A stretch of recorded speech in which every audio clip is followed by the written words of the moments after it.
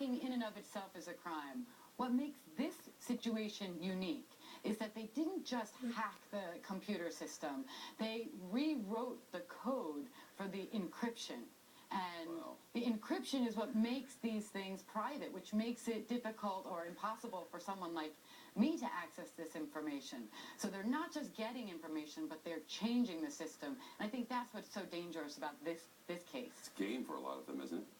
I believe so. It's hard to imagine that a 16-year-old would have some malice that they would want to do something with this, but it's certainly possible. Or boredom. Yeah, yeah.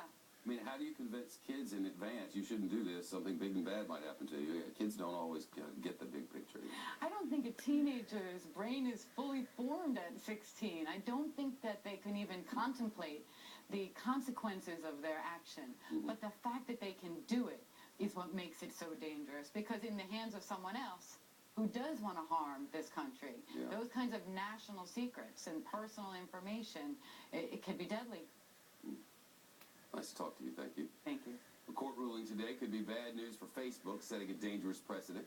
France has now ruled that a father of 3 has the right to sue the Facebook after it shut down his account 5 years ago. The man says he posted a 19th century oil painting as his profile picture that happened to contain nudity. He says that Facebook then suspended his account without giving him any warning. He's now seeking $22,000 in damages and claims it's a case of free speech and censorship of a social network. The court agreed. No word from Facebook. It's been 1,000 years since the Catholic and Russian Orthodox churches split, and they've been at odds ever since. But today, leaders of those two churches held a historic meeting.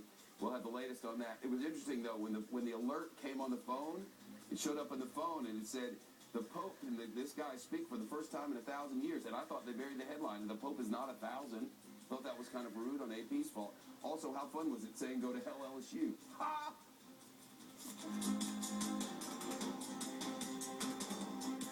For over 200